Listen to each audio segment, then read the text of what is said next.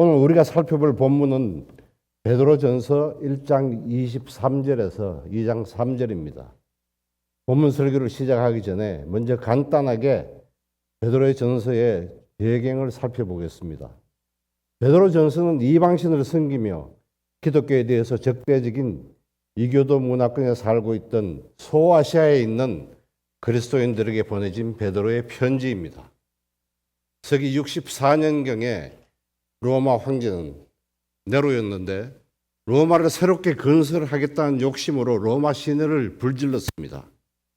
대화재로 집을 잃고 직장을 잃은 시민들은 공황 상태에 빠졌죠. 사람들은 건축 광인 네로가 오래된 건물을 불태 없애고 재건축하기 위해서 불을 질렀다고 생각하며 분노가 극에 달했습니다. 그래서 폭동이 일어나기 직전에 있었죠. 위기를 느낀 네로는 자신을 향한 적개심을 다른 곳으로 돌리기 위해서 그리스도인들을 희생양으로 삼아 그리스도인들이 불을 질렀다는 거짓 뉴스를, 가짜 뉴스를 퍼뜨리기 시작했습니다. 이 가짜 뉴스는 그리스도인들이 자신들이 믿고 섬기는 우상들에 대해서 배타적이라는 것을 아는 로마 시민들의 적개심을 자극하기에 충분했죠. 이 소식은 순식간에 퍼져서 로마 전역에 퍼져나갔고 로마인들은 그리스도인들에 대한 극심한 박해를 시작했습니다. 그 여파가 소아시아 지역에까지 퍼져서 베드로는 핍박받는 소아시아 성도들을 격려하고 그들에게 용기를 불어넣어주기 위해서 이 편지를 보냈습니다. 2000년 전에 소아시아에서 일어났던 그 일과 우리가 과연 무슨 상관이 있을까 하고 생각하실 수 있지만 그러나 이 편지는 오늘날 미국을 살고 있는 우리들은 물론이고 그리스도교의 적대적인 문화와 충돌하면서 살고 있는 모든 그리스도인들에게 필요한 삶의 지침을 주는 귀한 말씀이라고 생각합니다. 편지에서 베드로는 인사말에 이어 구원받은 성도들은 하늘에 간직된 유업을 받을 사람이며 유업을 받는 그날까지 하나님의 능력으로 보호받는 하나님의 자녀라는 사실을 확인하면서 편지를 시작했습니다. 그는 영혼 구원을 받은 그리스도인은 예수님을 본받아 그들의 삶 속에서 반드시 추구해야 할 두 가지 주된 삶의 지침을 명령했습니다. 이 두 가지 명령은 그리스도인은 먼저 각자의 삶에서 거룩한 삶을 추구하고 그리고 주님의 교회에 함께 모여 신자들 간에 서로 뜨겁게 사랑하라는 명령입니다. 그리고 그리스도인이 이 세상 속에서 합당을 본을 보여야 한다고 권면하며 이 편지를 이어갑니다. 베드로 전서를 공부하면서 몇 년 전의 일이 생각이 났습니다. 2020년 3월경에 한국의 인터넷 신문에 이런 제목의 기사가 올랐습니다. 기사의 타이틀은 전염병 사태가 터졌는데 총사재기를 하는 미국인들. 그리고 그 부제목은 화장기 놓고 싸우는 사람들, 식량이 떨어지면 무엇을 할까였습니다. 코로나19가 전 세계를 위협할 때 일어났던 일이죠. 화장지를 준비해야 한다는 말에 사람들은 너도 나도 화장지 사재기를 해서 화장지가 풍기 현상을 빚었던 것을 여러분들도 기억하실 것입니다. 민심은 흉흉해졌고 치안의 불안을 느낀 사람들은 급기야 신문이 보도한 대로 총포상 앞에서 총과 총알을 사기 위해서 줄을 서서 기다렸습니다. 사실 저도 총을 사야 하나 하고 생각했을 정도였으니까요. 미국인들을 조롱하는 듯한 기사를 쓴 한국도 사실은 크게 다를 것이 없었습니다. 제가 한국에 살 때 수시로 북한의 위협에 시달리던 사람들은 정세가 불안해지면 전쟁이 바로 내일 일어날 듯 불안해하며 쌀을 사재고 라면을 사는 등 큰 난리를 친 적이 있었습니다. 재난에 대비하는 것이 잘못되었다고 말하는 것이 아닙니다. 어떤 예상되는 재난에 대비해서 미리 준비하는 것은 삶의 지혜입니다. 우리들도 지진에 대비해서 지진보험을 들고 또 노후를 준비하기 위해서 필요한 보험을 들고 하는 것은 우리들이 다 하는 것이죠. 성경은 침묵하고 있지만 소아시아 성도들도 핍박에 대해서 그런 준비를 했을지 모릅니다. 그러나 말씀의 핵심은 그것이 아닙니다. 핍박을 받고 있고 더 큰 핍박이 몰려올 것이 예상되는 사람들에게 베드로는 육신적인 준비를 하라는 말은 한마디도 하지 않고 영적인 준비를 하라고 격려하고 있습니다. 집단속 잘하고 혹시 모르니 호신용 무기를 사서 더 심해진 핍박에 대비하라는 말은 전혀 하지 않았죠. 오히려 그는 세상의 핍박에 흔들리지 말고 하나님의 상속자로서 천국의 소망을 가지고 나그네로 살 동안 그리스도인으로 마땅히 지켜야 할 하나님께서 맡겨주신 책임을 다하라고 권면했습니다. 그리고 베드로전서 5장 12절에서 이것이 하나님의 참된 은혜임을 증언하노니 너희는 이 은혜에 굳게 서라고 격려한 후에 편지를 마쳤습니다.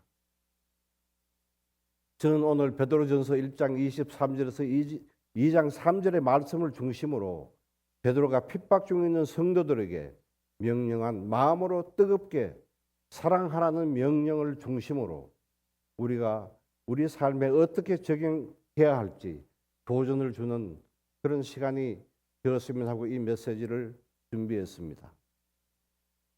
베드로전서 1장 2절에서 2장 3절을 펴시기 바랍니다. 제가 읽겠습니다. 너희가 진리를 순종함으로 너희 영혼을 깨끗하게 하여 거짓이 없이 형제를 사랑하기에 이르렀으니 마음으로 뜨겁게 서로 사랑하라. 너희가 거듭난 것은 썩어질 씨로 된 것이 아니요 썩지 아니할 씨로 된 것이니 살아있고 항상 있는 하나님의 말씀으로 되었느니라. 그러므로 모든 육체는 풀과 같고 그 모든 영광은 풀의 꽃과 같으니 풀은 마르고 꽃은 떨어지되 오직 주의 말씀은 세세토록 있도다 하였으니 너희에게 전한 복음이 곧 이 말씀이니라. 그러므로 모든 악독과 모든 기만과 외식과 시기와 모든 비방하는 말을 버려버리고 갓난 아기들 같이 순전하고 신령한 젖을 사모하라. 이는 그로 말미암아 너희로 구원에 이르도록 자라게 하려 함이라. 너희가 주의 인자하심을 맛보았으면 그리하라. 하나님께서는 거룩한 삶을 추구하는 택하신 백성들을 홀로 두시지 않고 교회로 함께 모이게 하셨습니다. 그리고 서로 뜨겁게 사랑하라고 명령하셨습니다. 베드로는 뜨겁게 사랑해야 하는 이유를 이렇게 말했습니다. 너희는 진리를 순종함으로 너희 영혼을 깨끗하게 하여 거짓이 없이 형제를 사랑하기에 이르렀으니. 베드로의 이 말은 그리스도의 정체성을 정의한 말입니다. 그리스도인은 진리를 순종하는 사람이고 영혼을 깨끗하게 한 사람이고 형제를 사랑하는 사람입니다. 이렇게 하는 사람이 그리스도인입니다. 우리가 뜨겁게 사랑해야 하는 첫 번째 이유는 우리가 그리스도인이기 때문입니다. 베드로는 먼저 뜨겁게 사랑해야 하는 이유를 정의한 그리스도의 세 개의 정체성을 정의한 세 가지 정체성을 하나씩 살펴보겠습니다. 첫 번째, 그리스도인은 진리에 순종하는 사람입니다. 진리를 순종한다는 말이 무슨 의미를 가지고 있을까요? 예수님께서는 요한복음 14장 6절에서 스스로 진리시라고 선포하시며 이렇게 말씀하셨습니다. 내가 길이요 진리요 생명이니 나를 말미암지 않고는 아버지께로 올 자가 없느니라. 진리를 순종한다는 말은 하나님의 은혜로 구원받은 성도들이 길이요 진리이신 예수님을 믿는 믿음으로 예수님께서 하신 말씀을 믿고 그 말씀에 순종하겠다고 다짐하는 그리스도인의 의지적인 결단입니다. 로마서 6장 11절에서 사도 바울은 그리스도인은 죄에 대하여는 죽은 자요 그리스도 예수 안에서 하나님께 대하여 살아있는 자라고 말했습니다. 그리고 그는 16절에서 그리스도인은 예수님께 자신을 내어준 순종의 종으로 의에 이른 자라고 말했습니다. 우리는 진리이신 예수님으로 말미암아 새 생명을 얻어 예수님께 우리 자신을 바치겠다고 작정한 순종의 종입니다.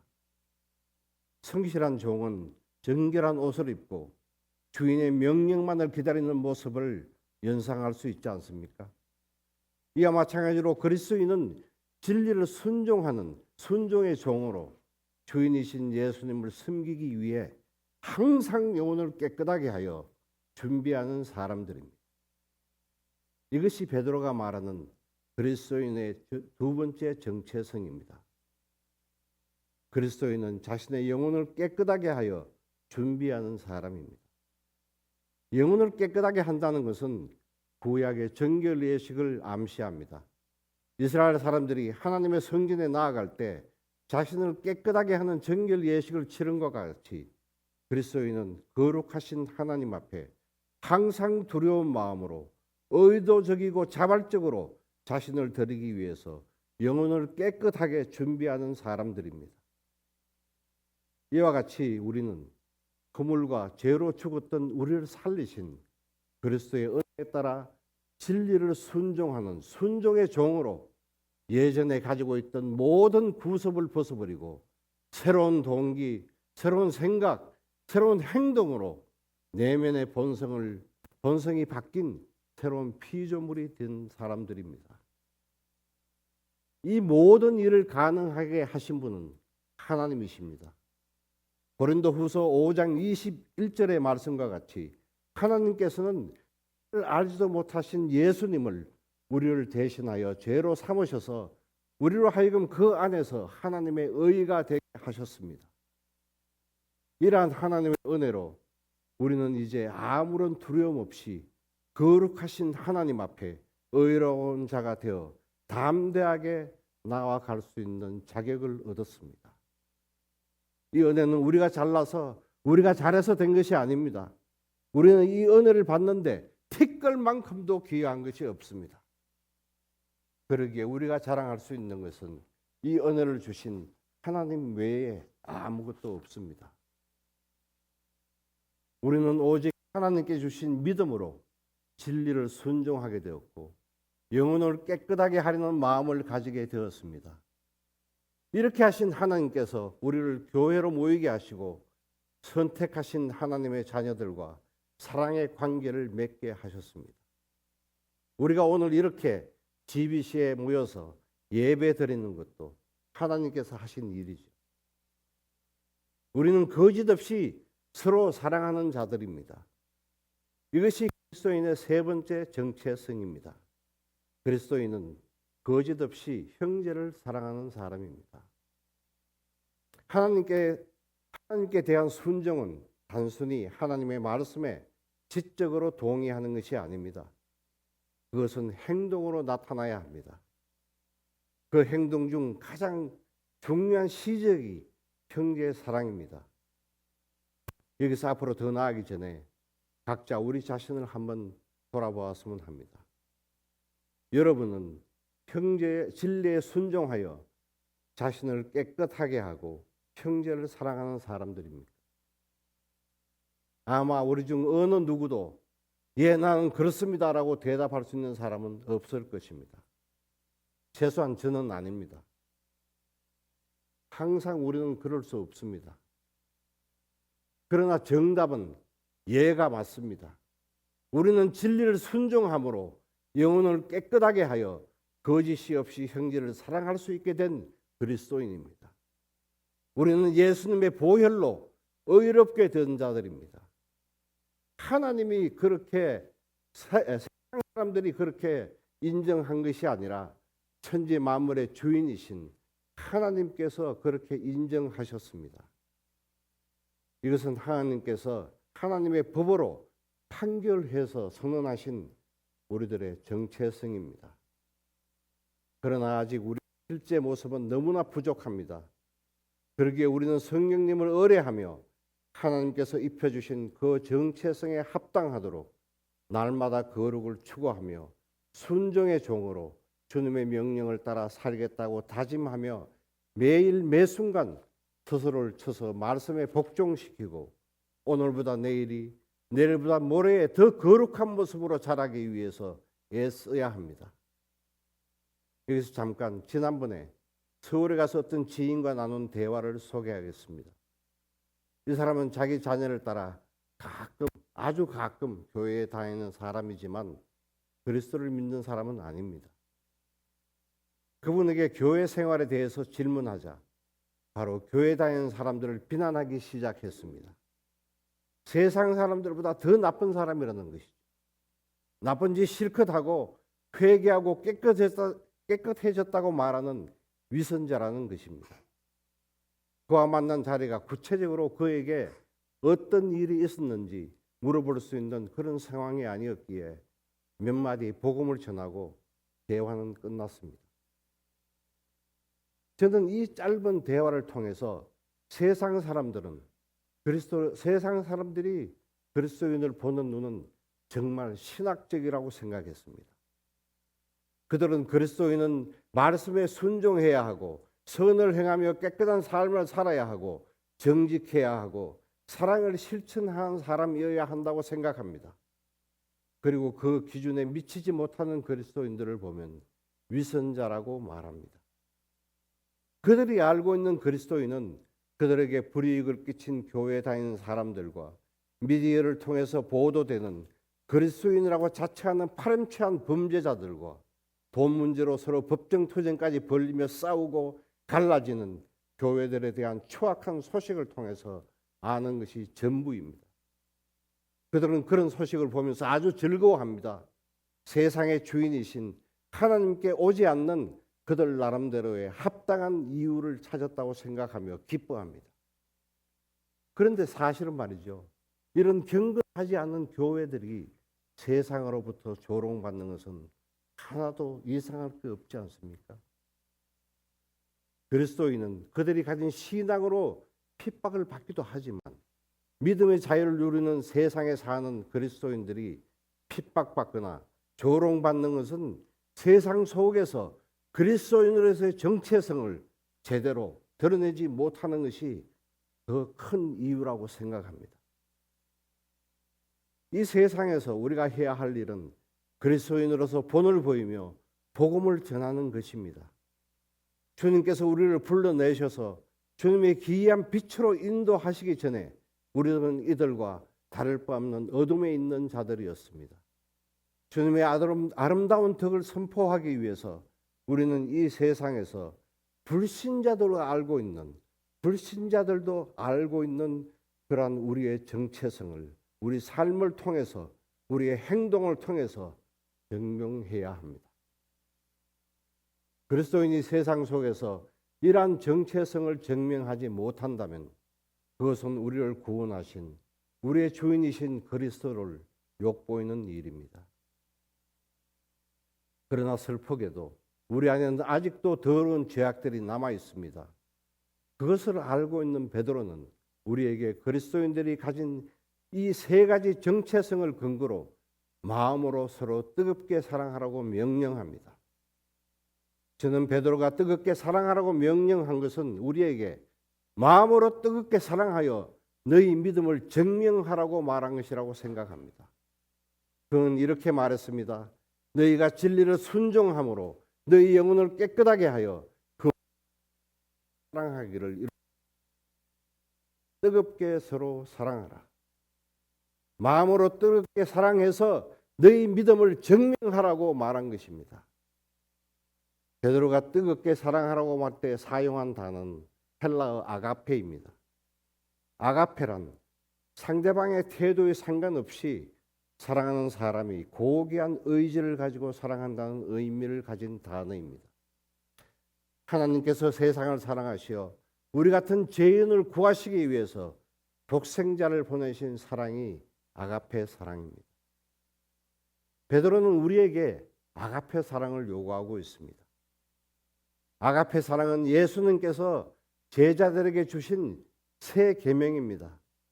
요한복음 13장 34절에서 예수님은 이렇게 말씀하셨습니다. 새 계명을 너희에게 주노니 서로 사랑하라. 내가 너희를 사랑한 것 같이 너희도 서로 사랑하라. 너희가 서로 사랑하면 이로써 모든 사람이 너희가 내 제자인 줄 알리라. 세상에 예수님의 제자인 것을 증명하는 것은 우리들이 서로 사랑하는 것으로 시작해야 합니다. 뜨겁게 사랑하는 것은 하나님을 본받기를 원하는 사람들이 행동으로 나타내는 모습입니다.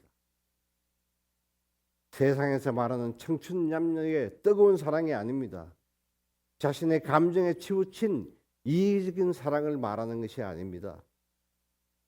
뜨겁게로 번역된 에크테노스라는 헬라어는 간절히, 열렬히, 강렬하게라는 의미를 가진 단어입니다. 이 단어는 손을 뻗다라는 동사에서 유래한 단어로 손이 닿는 데까지 최대한 뻗는다는 의미를 가지고 있습니다. 누가복음에서 누가는 예수님께서 십자가 죽음을 앞두시고 감람산에서 기도하실 때의 모습을 표현할 때 같은 헬라어 단어를 사용했습니다. 한글 성경은 이 단어를 애써, 더욱, 간절이라는 세 단어를 합성해서 표현했습니다. 예수님께서 힘쓰고 애써 더욱 간절히 기도하시니 땀이 땅에 떨어지는 핏방울과 같이 되더라. 누가복음 22장 44절의 말씀입니다. 우리말로는 한마디로 정확하게 표현할 말이 없을 정도로 간절한 모습으로 기도하신 예수님의 모습을 표현한 번역자의 고민을 엿볼 수 있는 표현입니다. 십자가 죽음을 앞두고 기도하시는 예수님의 모습을 이렇게 표현한 것은 하나님과 영원한 관계가 잠시 단절되는 그 시간을 안타까워하시는 예수님의 모습을 표현한 것입니다. 베드로는 우리에게 예수님이 가지셨던 그런 마음으로 애써 더욱 간절하게 형제를 사랑하라고 명령한 것입니다. 그렇다면 구체적으로 우리는 무엇을 어떻게 해야 하는지 생각해 보지 않을 수 없습니다. 사도 요한의 말에서 힌트를 얻을 수 있습니다. 요한일서 3장 17절로 18절에서 사도 요한은 이렇게 말했습니다. 누가 이 세상의 재물을 가지고 형제의 궁핍함을 보고도 도와줄 마음을 닫으면 하나님의 사랑이 어찌 그 속에 거하겠느냐. 자녀들아, 우리가 말과 혀로만 사랑하지 말고 행함과 진실함으로 하자. 아가페 사랑은 말과 혀로만 하는 사랑이 아닙니다. 행함과 진실함으로 하는 사랑입니다. 실제로 우리 교회에 신실한 여러 형제 자매들은 벌써 이러한 아가페 사랑으로 여러 가지 모습으로 알게 또는 모르게 헌신하는 것을 우리는 잘 알고 있습니다.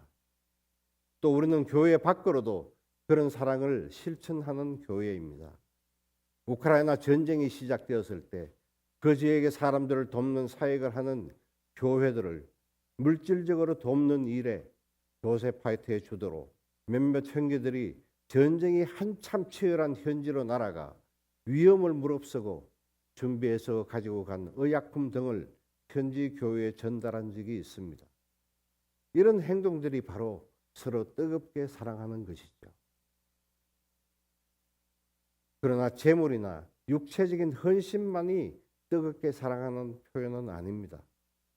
힘든 형제 자매의 사정을 잘 들어주고 힘든 일에 함께 울고 즐거운 소식에 함께 즐거워하고 시간을 내어 전화하고 만나서 서로 안부를 물으며 교제하고 식사를 같이 하고 기도로 서로 위로하고 격려하는 일, 이 모든 일이 우리가 형제를 사랑하는 것을 실천하는 것입니다.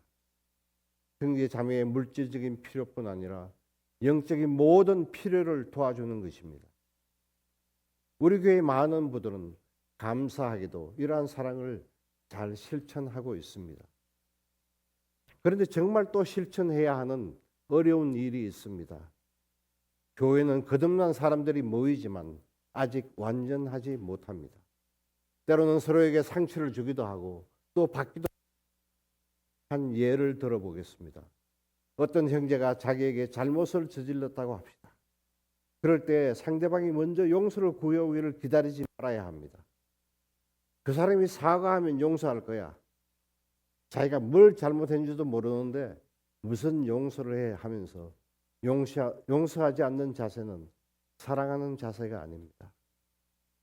우리가 종종 가정에서 부부간에 그렇게 하지 않습니까?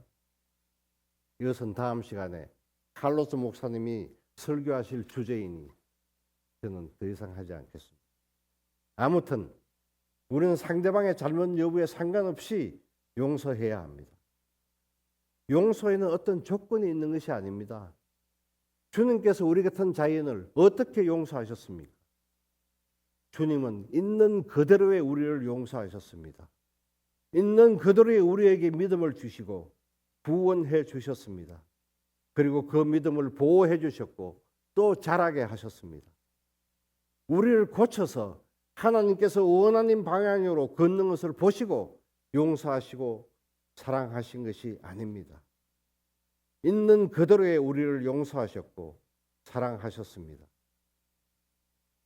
사도 바울은 골로새서 3장 13절 14절에서 이렇게 말했습니다. 누가 누구에게 불만이 있거든 서로 용납하여 피차 용서하되 주께서 너희를 용서하신 것 같이 너희도 그리하고 이 모든 것 위에 사랑을 더하라. 이는 온전하게 매는 띠니라. 또 에베소서 4장 1절로 3절에서 이렇게 말했습니다.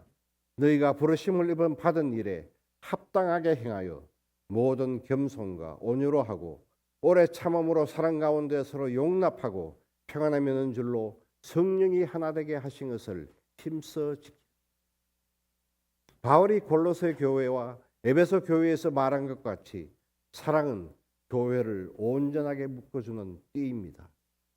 우리를 성령님께서 하나 되게 하셨기 때문입니다. 우리는 하나님께서 해주신 이 은혜를 뜨거운 사랑으로 힘써 지켜야 합니다. 이렇게 하는 것이 그리스도인의 정체성을 세상에 그리고 또 우리들끼리 증명하는 것입니다. 지금까지 우리는 그리스도인에게 뜨겁게 사랑해야 한다는 것과 뜨겁게 사랑하는 것은 그리스도인인 것을 증명하는 것이라는 것을 살펴보았습니다. 이제 베드로는 1장 23절에서 우리가 뜨겁게 사랑해야 하는 이유는 우리가 거듭났기 때문이라고 말합니다. 세 번째로 우리는 거듭났기 때문에 뜨겁게 사랑해야 합니다. 베드로전서 1장 23절에서 25절입니다. 너희가 거듭난 것은 썩어질 씨로 된 것이 아니요 썩지 아니할 씨로 된 것이니 살아있고 항상 있는 하나님의 말씀으로 되었으니 그러므로 모든 육체는 풀과 같고 그 모든 영광은 풀의 꽃과 같으니 풀은 마르고 꽃은 떨어지되 오직 주의 말씀은 세세토록 있도다 하였으니 너희에게 전한 복음이 곧 이 말씀이니라. 우리가 거듭난 것은 하나님께서 하신 일입니다. 허물로 죽었던 진노의 자녀이던 우리를 하나님께서 그리스도와 함께 살리셔서 새로운 생명을 주셨습니다. 우리가 얻은 새로운 생명은 썩지 아니할 시 하나님의 말씀으로 된 것입니다. 인간을 포함하여 이 세상에 태어나는 모든 육체는 죽습니다. 썩어질 씨로 된 것이기 때문입니다. 그러나 하나님의 말씀은 영원합니다. 영원한 하나님의 말씀으로 거듭난 우리는 영원한 생명을 얻게 되었고 하늘에 속한 유업을 받게 되었습니다. 이어지는 24절의 말씀에서 베드로는 이사야서 40장 6절에서 8절을 인용했습니다. 이 말씀은 핍박받고 있는 소아시아 성도들에게 큰 위로가 되었을 것입니다. 하나님께서 이사야에게 준 말씀은 이러합니다. 모든 육체는 풀이요 그의 모든 아름다움은 들의 꽃과 같으니 풀은 마르고 꽃이 시덤은 여호와의 기운이 그 위에 부음이라. 이 백성은 실로 풀이로다. 풀은 마르고 꽃은 시드나 우리 하나님의 말씀은 영원히 서리라 하라.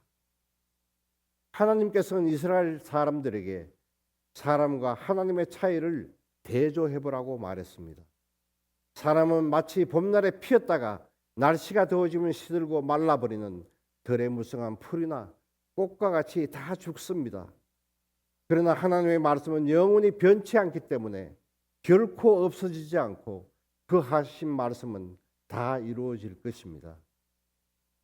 이 말씀을 들은 이스라엘 백성들은 유배지로부터 고향으로 회복될 것이라는 소망으로 큰 위로를 받은 것과 같이 소아시아의 성도들도 하나님께서 주신 복음의 약속이 반드시 이루어질 것이라는 확신으로 핍박 중에도 크게 기뻐하며 위로를 받았을 것입니다. 그리고 하늘에 속한 유업을 함께 영원히 나눌 형제들을 더욱 뜨겁게 사랑하자고 다짐을 했을 것입니다. 이제 베드로는 박해받는 중에도 확신에 찬 큰 소망으로 기뻐하는 성도들에게 삶 속에 버려야 할 것과 채워 넣어야 할 것을 강력한 어조로 말하기 시작했습니다. 네 번째로 뜨겁게 사랑하기 위해서 악을 버리고 하나님의 말씀으로 채우라고 말합니다. 먼저 베드로는 우리가 버려야 할 것을 이렇게 말합니다. 베드로전서 2장 1절입니다. 그러므로 모든 악독과 모든 기만과 외식과 시기와 모든 비방하는 말을 버리고, 우리가 버려야 할 이것들은 영혼을 깨끗하게 한 사람 속에 있을 수 있는 것이 아닙니다. 모든 악독으로 시작되는 이 악들은 우리가 믿지 않을 때의 모습이지 않습니까? 사도 바울은 디도서에서 이렇게 말했습니다. 우리도 전에는 어리석은 자요, 순종하지 아니한 자요, 속은 자요, 여러 가지 정욕과 횡락의 종로로 탄 자요, 악독과 투기를 일삼은 자요, 가정스러운 자요, 피차 미워한 자였으나, 그리고 이어서 7절에서 그의 은혜를 힘입어 의롭게 하심으로 영생의 소망을 따라 사는 자가 되었다고 말했습니다. 그러나 슬프게도 우리 안에는 아직도 믿지 않을 때에 우리를 주장하던 악의 찌꺼기들이 남아 있습니다. 그러나 이 악을 버리지 않는다면 형제를 사랑할 수 없습니다. 이러한 악을 마음에 품고 있다면 성도 간의 관계는 물론이고 하나님께 다가갈 수 없습니다. 그러나 안타깝게도 이 찌꺼기들은 시시때때로 수면 위로 올라옵니다. 유로컵에 가려앉은 찌꺼기가 조금만 저어도 위로 오르던 말입니다.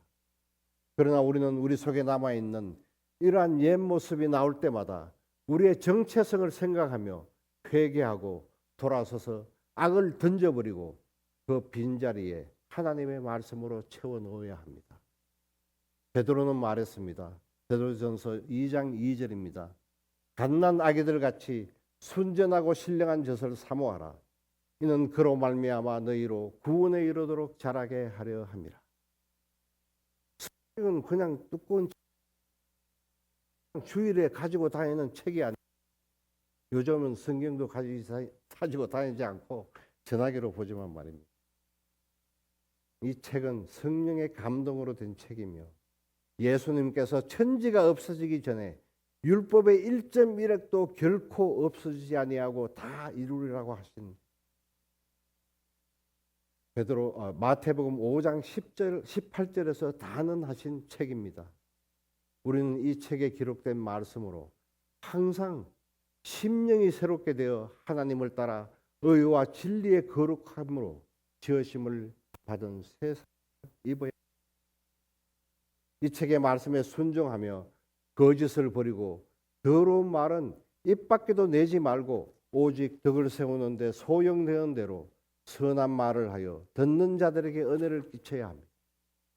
모든 악덕을 버리고 서로 친절하게 하며 불쌍히 여기며 서로 용서하기를 하나님이 그리스도 안에서 우리를 용서하심과 같이 해야 합니다. 제 말이 아닙니다. 성령의 감동을 받은 사도 바울이 에베소서 4장에 기록한 말씀입니다. 이렇게 살기 위해서 우리는 갓난 아기가 젖을 사모하는 것처럼 말씀을 사모해야 합니다. 갓 태어난 아기들에게 젖 외에 다른 어떤 음식도 필요 없습니다. 마찬가지로 우리가 영적으로 자라나는 데에 말씀 외에 다른 어떤 것도 필요 없습니다. 하나님의 말씀이 우리를 죄의 종에서 하나님의 종으로 바꾼 것과 같이 하나님의 말씀만이 우리를 구원에 이르도록 자라나게 할 수 있기 때문입니다. 여기서 갓난 아기란 말은 새 신자를 말하는 것이 아닙니다. 처음 믿는 신자나 20년 된 신자나 30년 된 신자나 평신도나 목사나 장로나 할 것 없이 그리스도를 믿는 모든 사람에게 적용되는 명령입니다. 누구나 하나님을 사랑하는 사람이라면 갓난 아기가 엄마 가슴을 파고들며 젖을 사모하듯이 열심히 하나님의 말씀을 파고들어야 합니다. 아쉽게도 이름을 기억할 수 없지만 어떤 유명한 천주교 신학자가 이렇게 말했습니다. 천국에 가면 가장 끔찍하게 우리를 부끄럽게 할 것은 우리는 너무나 하나님에 대해서 무지했다는 것이다. 이분이 무지했다고 말한 것은 성경에 기록되지 않은 천국에서만 알 수 있는 하나님에 대한 새로운 지식을 말하는 것이 아닙니다. 이미 우리에게 하신 말씀으로 기록한 이 말씀을 말한 것입니다. 이분은 수많은 책과 설교로 유명한 분입니다. 그런 분이 이렇게 말했다면 우리 같은 사람들은 얼마나 더 열심히 하나님의 말씀을 사모해야 할까요? 아기들의 모습을 보십시오. 아무도 생명을 유지하기 위해서 엄마 젖을 먹어야 한다고 가르치지 않았습니다. 다만 하나님께서 그렇게 창조하셨기 때문에 아기들은 세상에 나오자마자 엄마 젖을 파고듭니다. 하나님의 택하심을 받아 하나님의 자녀된 모든 신자도 그런 갈구가 있어야 합니다. 하나님께서 그렇게 만드셨으니까.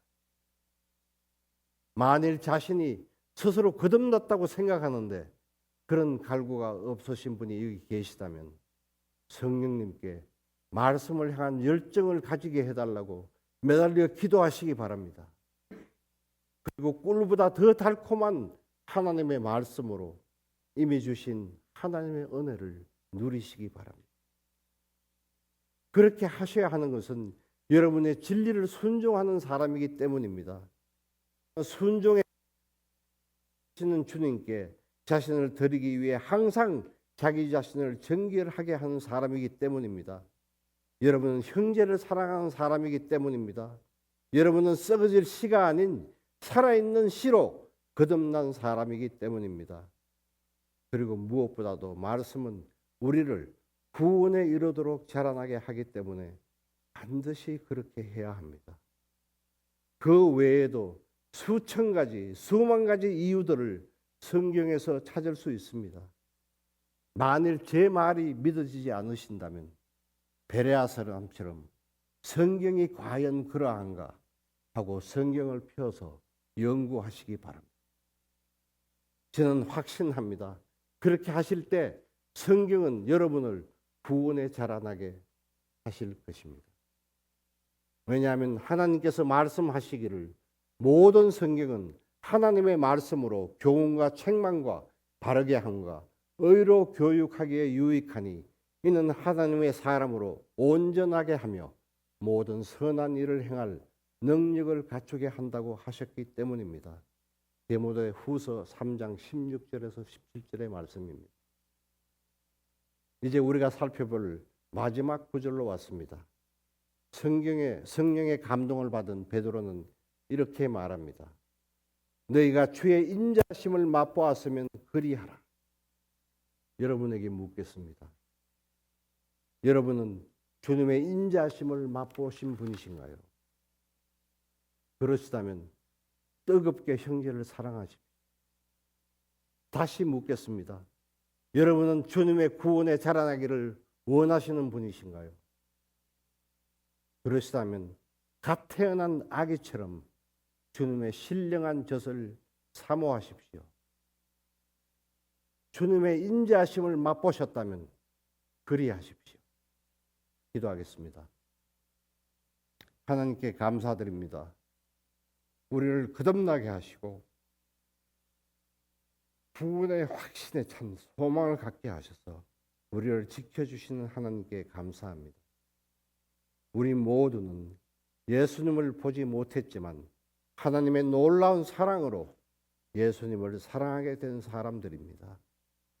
살아있는 영원하신 말씀으로 주님과 함께 영원히 살 소망을 가진 사람들입니다. 이 사실을 잊지 말고 우리 모두가 더욱 뜨겁게 사랑하여 주님께 영광 돌리는 그런 교회가 되기를 원합니다.